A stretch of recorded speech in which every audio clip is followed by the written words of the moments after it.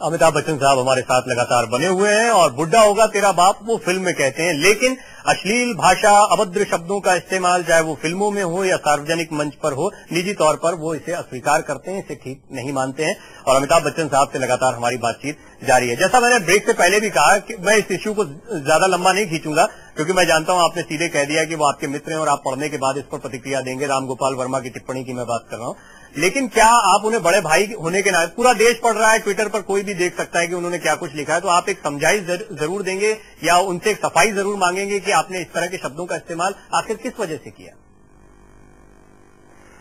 देखिए, वो क्या वजह है मुझे मालूम नहीं। मैं इतना बहुत ही भरोसे से कह सकता हूं कि जो कुछ भी उन्होंने कहा होगा उसका बुरा मायने नहीं लगाया जा सकता। अब हम और आप, हालांकि हमारा माध्यम जो है ये सार्वजनिक है, लेकिन मैं आपसे एक प्रश्न पूछता हूं। हम और आप दोनों मर्द हैं जी। एकांत में कभी आप अपने मित्रों के साथ कॉफी शॉप में या कहीं पर घूमते फिरते कभी आपने अश्लील शब्दों का इस्तेमाल नहीं किया है क्या? भले ही अपने दोस्त के लिए भी किया हो। कई बार बात करते करते कुछ इस तरह की शब्द निकल जाते हैं जो बहुत ज्यादा स्नेह भी दिखाते हैं। कई बार भावनाएं जो है जब ज्यादा बढ़ जाती है तो उनको सही तरह से व्यक्त करते हुए कुछ अश्लील शब्द भी निकल जाते हैं। इसका ये मतलब नहीं कि वो अश्लीलता से ही उनको लिया जाना चाहिए। मैं ऐसा मानता हूं कि कई बार अपने दोस्तों मित्रों में हम कभी कभी इस तरह की भाषा का इस्तेमाल करते हैं अपनी बहुत ढेर सारी भावनाओं को व्यक्त करने के लिए, बुरी तरीके से नहीं, अच्छी तरीके से। तो मैं उसको ऐसा कहता हूं कि अगर उन्होंने किसी तरह का अश्लील शब्दों का इस्तेमाल किया है तो हाँ, उनको ये बताना चाहिए कि भाई आप जब कोई चीज लिखते हैं तो समाज पढ़ता है उसे और ये शायद ठीक नहीं होगा। और एक आध और पत्रकार भी है जो जिनको मैं फॉलो करता हूं ट्विटर पे, और वो भी कभी कभी अश्लील शब्द इस्तेमाल करते हैं, तो मैं उनको बहुत ही आराम से तरीके से कह देता हूं, यार ये शब्द इस तरह से लिखने की जरूरत क्या थी। और कई बार बहस भी हो जाती है पत्रकारों से। अब देखिए, एक बहुत बड़ी विडंबना है और वो ये कि कई शब्द जो अंग्रेजी में आपको ठीक लगते हैं, यदि उनका हिंदी में अनुवाद हो जाए तो बड़े अश्लील लगते हैं। और इसका उल्टा भी यही होता है। अब मैं आप समझ जाइए मैं क्या बोल रहा हूं। तो ये कहां पर आप लकीर इसके लिए बनाएंगे, ये बड़ा मुश्किल हो जाता है। तो ये आपके ऊपर निर्भर होता है कि आप क्या सुनना चाहते हैं, क्या नहीं सुनना चाहते हैं, कहां पर आप इसको रोकना चाहते हैं। इन सारी बातों को मैं ऐसा मानता हूं व्यक्तिगत तौर पे लेना चाहिए। इसमें कोई ज्यादा इसको बहुत बड़ा मुद्दा बनाने की कोई आवश्यकता नहीं है।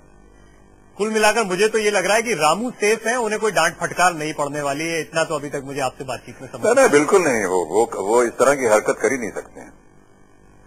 चलिए, अब एक और बात, एक बहुत ही दिलचस्प समय या एक बहुत ही अच्छा समय अभी कुछ दिन पहले देखने को मिला, जब आपने ट्वीट किया कि आप दादाजी बनने वाले हैं और अभिषेक पिता बनने वाले हैं। आप विश्वास जानिए कि देश में कई जगहों पर हमने जब दर्शकों के रिएक्शन लिए तो उन्हें ऐसा लग रहा था कि उनके परिवार में एक नया बच्चा आ रहा है। इनफैक्ट हमारे न्यूज रूम में लोग तालियां बजा रहे थे, खुशियां मना रहे थे।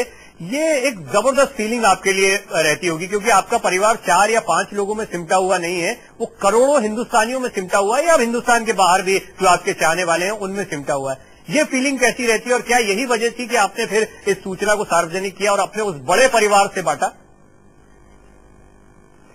सबसे पहले तो मैं बहुत कृतज्ञ हूं और अपना आभार प्रकट करता हूं कि भारत की जनता ने इस समाचार को, इस खबर को ऐसे उन्होंने अपने ऊपर लिया जैसे उनके घर में ही ये खुशखबरी आई हो। देखिए, ये जनता का स्नेह और प्यार है हमारे प्रति और हमारे परिवार के प्रति, और हमारे पास शब्द नहीं है कि किस तरह इसको हम धन्यवाद दे सके।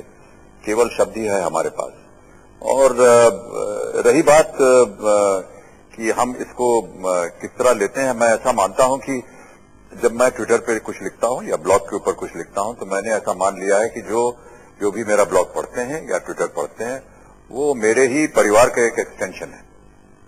तो मैंने उनको अपनी एक्सटेंडेड फैमिली मान लिया है, क्योंकि वो बहुत ही प्रेम भरी बातें करते हैं। कभी कभी रात को अगर देर हो जाती है तो ट्विटर आता है, सर आपका ट्विटर आया नहीं, बहुत देर हो गई है, अब आप सो जाइए। खाना खाया कि नहीं आपने, कहाँ जा रहे हैं आप, संभल के जाइएगा। तो ये सब एक व्यक्त करते हैं कि कहीं ना कहीं वो मुझे अपने एक परिवार का सदस्य मानते हैं। तो मैंने उनको अपना एक्सटेंडेड फैमिली माना हुआ है और सबसे पहले अपने निजी परिवार के सदस्यों को सूचित करने के बाद मुझे ऐसा लगा कि अपनी एक्सटेंडेड फैमिली को सबसे पहले ये समाचार देना चाहिए, इसलिए मैंने ट्विटर पे लिख दिया। जब बड़ा परिवार होता है तो हम देखते हैं कि 4 सदस्यों से बढ़कर जब 5 या 10 सदस्य होते हैं तो बड़ी खटपट होती है। जब आपकी ये एक्सटेंडेड फैमिली बहुत ज्यादा चाहती है कि आपसे मिले, मुलाकात करे, घर के बाहर भीड़ या पर्सनल लाइफ में भी कई बार ऐसा लगता है कि वो लोग चाहते हैं कि इन्वॉल्वमेंट हो, शादी ब्याह का मसला होता है, मामला होता है तो बहुत से लोग चाहते हैं। तो आपको क्या लगता है कि इस एक्सटेंडेड फैमिली को संभालना थोड़ा सा मुश्किल होता है और इसके लिए परिवार के मुखिया को यानी आपको थोड़ा अलग भूमिका में रहना पड़ता है? नहीं, हमको कोई इसका असुविधा नहीं होती और ना ही कष्ट होता है। कोई भी ऐसा कार्यक्रम जो कि हम समझते हैं कि व्यक्तिगत है, निजी है, पर्सनल है, उसे हम अपने घर के दरवाजे के अंदर करना चाहते हैं और वो समझ जाते हैं उसे। लेकिन कोई भी ऐसी बात होती है जहां हम चाहते हैं कि और या वो चाहते हैं कि वो सम्मिलित हों तो उनको छूट है। अब हर इतवार को पिछले 28 सालों से हर इतवार को मेरे घर पे जनता आती है और मैं उनसे मिलने जाता हूं और किसी से हाथ मिला लिया, किसी के साथ तस्वीर खींच लिया, किसी को ऑटोग्राफ दे दिया, बस यही छोटी छोटी मांगे होती हैं उनकी। और रही बात हमारे ब्लॉग के ऊपर जो लोग हैं, मैं आपको बता दूं कि जितने भी मेरे ब्लॉग हैं वो देश विदेश से लोग हैं और कभी कभी मैं सफर करता हूं, मान लीजिए विदेश चला गया, लंदन चला गया, पेरिस चला गया किसी काम से, तो वो सब मुझे मिलने आते हैं वहां पर और मैं उनसे मिलता हूं। तो मैं उनको अपने परिवार की तरह ही मानता हूं। कई लोग वहां से इधर आते हैं, अभी बहुत से लोग चल के आए हैं और खास तौर से आए हैं क्योंकि उनको फिल्म देखनी है और जहां वो रहते हैं वहां वो फिल्म उस दिन रिलीज नहीं हुई है, तो वो सब ट्रैवल करके आए हैं मुंबई और यहां पर देखेंगे। कई लोगों के लिए हमने स्पेशल ट्रायल रखा है, अपने जो ब्लॉग पे आते हैं या हमारे ट्विटर पे हमारे साथी है जिनको मैंने अपना एक्सटेंडेड फैमिली माना हुआ है, तो सबके लिए ये सब हम करते रहते हैं। अभी जब हम मीडिया में काम करते हैं तो ऐसा लगता है कि सबसे ज्यादा मेहनत हम ही कर रहे हैं, सबसे ज्यादा हम ही थक रहे हैं, हमारे दिमाग पर बहुत ज्यादा जोर पड़ रहा है, असर पड़ रहा है और परेशानियां हो रही हैं। मुझे तो लग रहा है कि आप बहुत ज्यादा मेहनत कर रहे हैं क्योंकि ये इंटरव्यू कुछ ऐसा लग रहा है 4-5 घंटे तक चलने वाला है। अगर आप समय देंगे तो आप समाप्त करेंगे। हमारे सामने जो कैमरामैन बैठे हैं जी, वो घड़ी अपने घड़ी देख रहे हैं। जी हाँ, और मुझे पूरी जानकारी है, कई और चैनल बेचैन है, कई और चैनल थे सब ये बंद होगा सिलसिला। चलिए इस सिलसिले को आगे बढ़ाएंगे, लेकिन एक बहुत अच्छी, एक बहुत खूबसूरत मोड़ के साथ हम इसको अंजाम पर पहुंचाते हैं। आपको नई लीक कविता याद है बाबू जी? सर याद है, लेकिन यहाँ इस समय नहीं सुनाऊंगा। उसका मैं अब सुर बता देता हूँ जी। उसमें कहानी थोड़ी सी लंबी है, फिर आपका कार्यक्रम जो है लंबा खिंच जाएगा। बस ये ऐसा हुआ है कि अंत में ये मैं आपको बता दूं कि हमारे जमाने में जो वृद्ध थे वो सब चाहते थे कि भाई बच्चे जो है उनको ग्रेजुएट हो जाना चाहिए जी। तो हमारी जो परीक्षा होती थी जीवन की वो ये थी कि भाई ग्रेजुएट होना है किसी तरह। आजकल की जो नौजवान पीढ़ी है वो इन सब बातों में ज्यादा ध्यान नहीं देती। बहुत से जरिए और आ गए उनके लिए, तो वो कहीं और निकल जाते हैं, आईटी में चले जाते हैं, कंप्यूटर में चले जाते हैं। हमारे जमाने में ये एक बहुत जरूरी था कि भाई ग्रेजुएट होना है, तो किसी तरह यूनिवर्सिटी गए और ग्रेजुएट बन गए। ग्रेजुएट बन करके हमारे पास आगे क्या करना है ये समझ में नहीं आता था, तो बड़ा फ्रस्ट्रेशन था हमारे अंदर। और जितने भी हमारे साथी सहपाठी थे सब बड़े फ्रस्ट्रेटेड बैठा करते थे कभी कभी शाम को कॉफी शॉप में, यार क्या है यार, कोई नौकरी नहीं मिल रही, क्या करें, अपने पैरों पे खड़ा होना है, बाबूजी माँ जी की देखरेख करनी है। तो एक दिन एक हमारे जो मित्र थे वो बहुत ही फ्रस्ट्रेटेड होकर के उन्होंने कहा, यार मैं बताऊं तुमको समस्या क्या है। समस्या ये है कि हमारे माँ बाप ने हमको पैदा क्यों किया है। प्रॉब्लम बस यही है, नहीं पैदा करते हो तो हमारे सामने ये प्रॉब्लम आ जाता नहीं, तो इसका दोष जो है वो माँ बाप को देना चाहिए। मैंने सोचा यार ये तो गजब की चीज है, इसका तो सोल्यूशन मिल गया हमको। तो जिंदगी में पहली बार और आखिरी बार मैं बाबूजी के सामने गया और मैंने अपने फ्रस्ट्रेशन का जितना भड़ास था उनके सामने निकाल दिया। कहा कि साहब हमारा प्रॉब्लम आप हैं आपने हमें पैदा क्यों किया? तो बाबूजी ने हमारी सारी बातें सुन ली और अगले दिन सुबह जब वो अपनी मॉर्निंग वॉक पे जा रहे थे, मेरे बिस्तर के ऊपर वो एक कविता उन्होंने लिखी, वो कविता उन्होंने वहां छोड़ दी। उस कविता का शीर्षक है नई लीक। वो आप कभी पढ़िएगा, उसके बारे में तो पता चलेगा।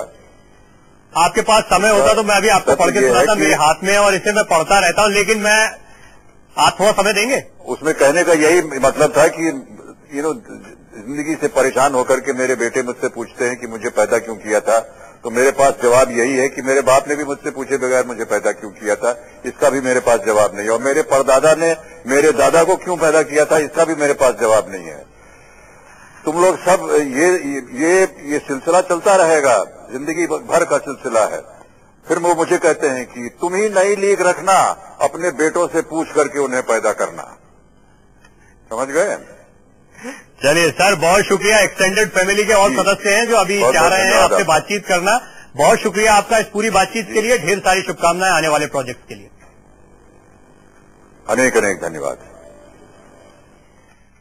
अमिताभ बच्चन जो बुढ़ा होगा तेरा बाप फिल्म में कहते दिखाई दे रहे हैं, लेकिन बहुत सारे मसलों पर उनकी राय बेहद स्पष्ट है। उनका कहना है कि फिल्मों में गालियों का इस्तेमाल निजी तौर पर उन्हें पसंद नहीं है और वो खुद इस तरह की गालियों या गालियों से लबरेज फिल्मों का विरोध करते हैं। लेकिन अगर इंडस्ट्री में ये परंपरा चल रही है तो इसमें वो क्या कह सकते हैं। और राम गोपाल वर्मा के मसले पर उनका कहना है कि हाँ, राम गोपाल वर्मा को ये बताना जरूर चाहिए कि आखिर किन परिस्थितियों में उन्होंने ऐसी भाषा का इस्तेमाल किया। हालांकि वो नाराज नहीं है राम गोपाल वर्मा से। उनका कहना है दोस्ती में ये सब कुछ चलता रहता है। इस खास पेशकश में, इस खास बातचीत में फिलहाल इतना ही। थोड़ी थोड़ी सीना दौड़ी, थोड़ी थोड़ी माथा थोड़ी, थोड़ा एक्शन थोड़ा जैक्शन।